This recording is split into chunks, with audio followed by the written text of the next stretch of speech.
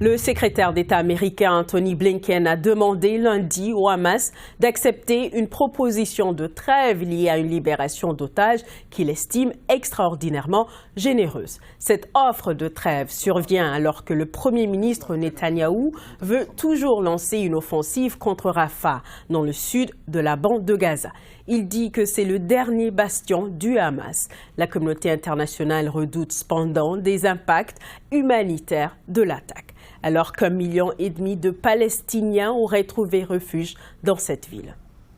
Pour en discuter, je retrouve à Tel Aviv le colonel Olivier Rafovitch, porte-parole francophone de la Force de défense d'Israël. Bonsoir, colonel.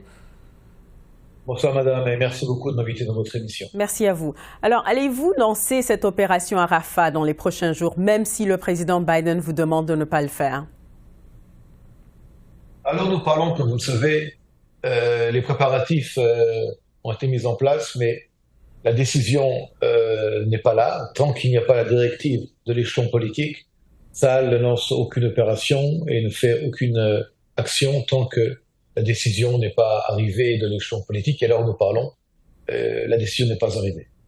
Alors, si la décision n'est pas arrivée pour l'instant, mais comment allez-vous assurer qu'on n'assiste pas à une hécatombe chez les civils qui sont amassés à Rafah?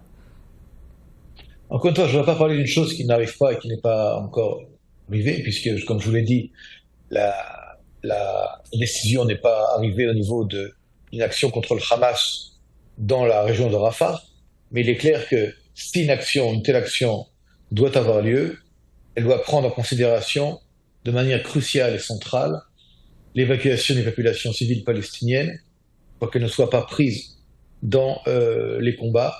Et cet élément, encore une fois crucial et central, est un élément fondamental dans toute décision, à la fois au niveau politique et également au niveau militaire, si, encore une fois, la directive politique vient de tout faire pour que les populations civiles palestiniennes ne soient pas prises dans les combats entre le Hamas et l'armée israélienne. Justement, est-ce que vous avez des plans pour évacuer les civils? Ils sont pris là à la frontière avec l'Égypte, on le sait. Où est-ce qu'ils vont aller? Encore une fois, vous me posez une question sur une question qui est sur un élément qui n'est pas là et qui n'est pas encore arrivé. Donc, je suis le porte-parole de l'armée israélienne et on ne peut pas parler de choses qui ne sont pas arrivées, je vous parle de choses qui arrivent.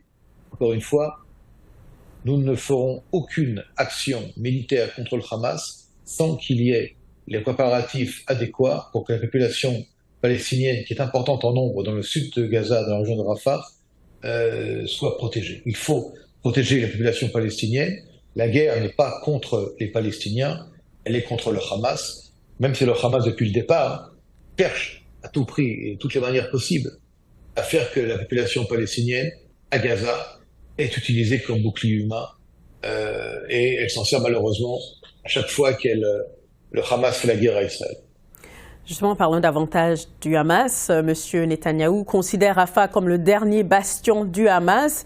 Est-ce que vous avez des preuves que certains otages enlevés le 7 octobre sont gardés en captivité à cet endroit?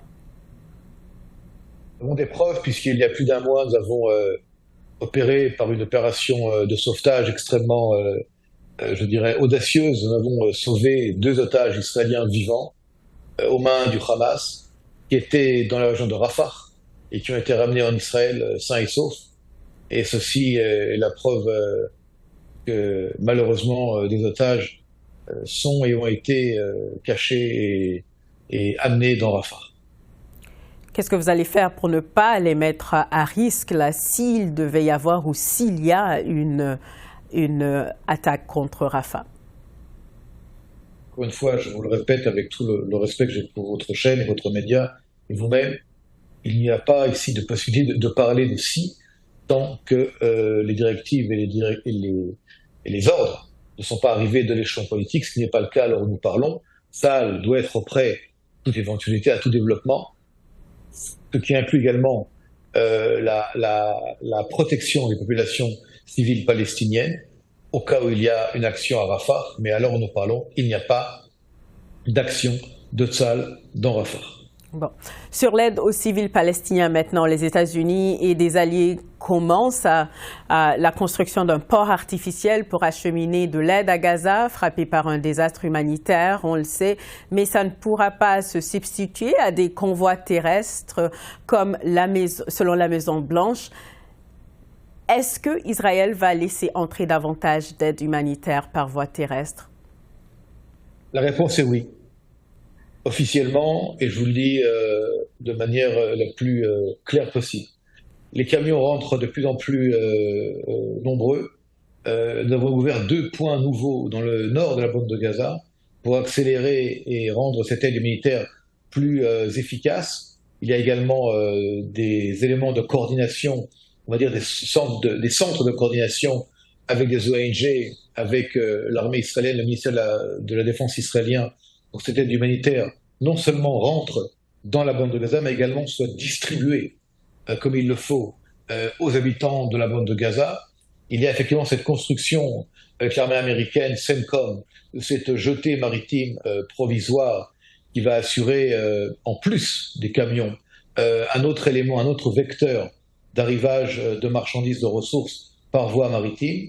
Il y a également une accélération et un agrandissement de l'aide humanitaire qui provient de Jordanie, qui est également par le pont Allenby qui traverse le Jourdain du côté de la frontière entre la Jordanie et Israël.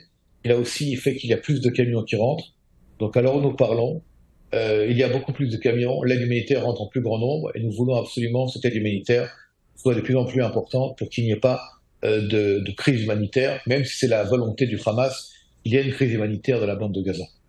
Par contre, selon certains ONG, il n'y a pas plus d'aide humanitaire là qui rentre par voie terrestre. Non, il y a beaucoup plus d'aide humanitaire. D'ailleurs, depuis maintenant quelques jours de nouveau, le World Central Kitchen a repris son activité dans la bande de Gaza. Nous en sommes extrêmement reconnaissants.